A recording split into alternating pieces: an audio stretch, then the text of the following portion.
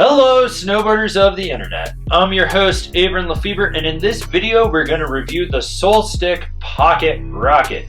This board is only available in 165. This board features a directional cam rocker. The camber zone is actually very minimal. Then there's a flat section, then there's this huge rocker in the nose, and a very tiny rocker in the tail. This is going to help with float in the nose, and that camber is supposed to give it drive and snap. We'll talk more about that later in this review. I rode this board at Copper Mountain after a storm. There was about 2 feet of fresh snow. It was a mix of bluebird skies and clouds rolling through. It started out the day colder, so the snow was lighter, and then it got warmer and the snow became heavy pow. The groomers were perfect corduroy. There was very little wind, and I rode this board with my K2 Thraxis boots and my K2 Indy bindings. Once again, obviously a directional flex. What you get is a super soft nose, then a slightly, and I mean ever so slightly, stiffer section through the inserts and tail. And then there is some torsional flex, but not a lot. The big thing that I noticed is the width is where all the stability comes from, because this tip at high speeds just flaps and bounces.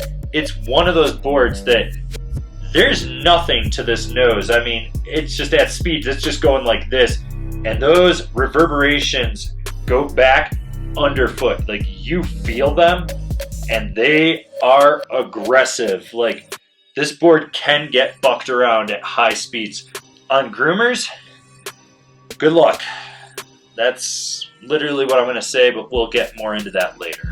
The snap of this board is 100% rider initiated, and it comes off that back foot. So hopefully you didn't skip leg days. Hopefully you understand that you're going to be doing all the pop. There's no rebound.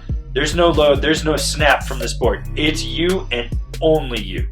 Yeah, I didn't butter this thing at all. Nope, just not happening. This has to be the sketchiest board I've ever carved with in my life. It's complicated to understand how you turn this thing.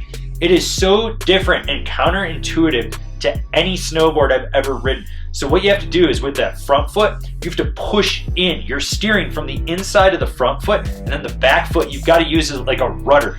I mean, basically you want to get up to speed, and then it's like you're on a banana board and you're just trying to go from side to side with speed wobbles and not die. That's the only way to keep it on edge. If you try to actually carve with this, you might die. In fact, for Kevin Carbit, I put him on this, and I think he was maybe 100 feet into riding it, and he almost literally died. This board does not fucking turn. It just doesn't. You need fresh snow to manhandle this thing. That is it. I mean, when you look at this board, clearly it's designed for deep-ass powder. But their marketing is like, oh, we made a resort board so that you could go ride powder and get in the trees. Bullshit. This thing is 100% like a bald-faced board. Wide open blower pow. That's what you want. You don't want to get it in anything low angle. It's steep and deep so you can sink that tail.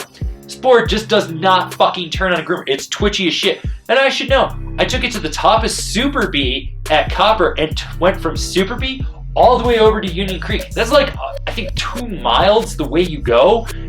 And I thought I was gonna fucking die. So who's this board for?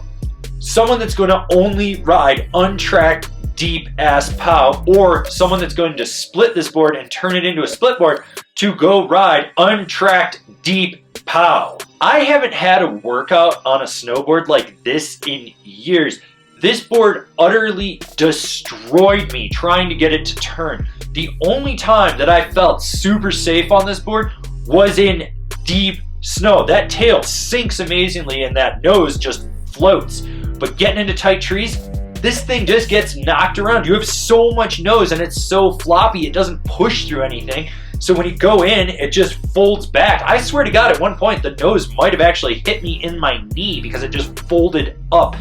And on groomers, I've never felt this sketchy in my life. I seriously thought I was gonna fucking die. I don't know why they sent me this board out of everything they offer, and I can tell it's a factory second just by looking at it, which is nothing against them. I understand it's a sample, but there are all sorts of ripples in the top sheet and dimples and things like that that I noticed. Like this, they didn't clean their cassettes when they pressed this board. It's too wide to ride at a resort. It's just designed completely wrong. It's, you know, and the funny thing was, the guy's like, no, go out and ride it on a groomer and it'll change your whole perception of how you ride this. It'll make it into one of those Japanese snow surfboards. Bullshit, I've ridden Mosses. I've ridden a lot of boards that are snow surfers. I would not ride this thing on anything but deep snow. I know how to turn a snowboard. I know what I need to do to get a snowboard around the mountain. I mean, literally, if I was riding a cat and I walked up, got on the cat and went to the top of the mountain, strapped in and rode to the bottom and got back on a cat, yeah, I would be fine. If I was in a heli and it was dropping me at the peak and I was coming back down to get back in the heli, I would be fine. But I had to ride a chairlift. Skating to the chairlift was deadly with this thing. Kevin and I agree this might be one of the worst boards for turning on a groomer we've ever been on. That speaks volumes. I honestly never want to ride this thing ever again. It's great and pow, but it worked me. It worked me so fucking hard. It took me like 2 days to recover. I ride 150 plus days a year. I shouldn't need that many days to recover. Comparable boards. They're not really comparable, they're probably just actually better. The Moss Swallow 162. The Telos Ride and Seek. This has been my review of the Soulstick Pocket Rocket 165. Do you agree? Do you disagree? Do you own one? Are you going to buy one? Seriously, leave me a comment down below because some of you people I really want to talk to about this thing. If you're new here, remember to subscribe, click the bell, get those notifications. That way you're not missing any of the content we've got coming out for you snowboarders of the internet. And if you'd really like to support us and you want to see us grow out our channel offering as well as our network, swing on over to Angry Snowboarder VIP. I could tell you more here, but I've got a video over there. As always, I've been your host, Avran LeFeber, and I'll see you in another video.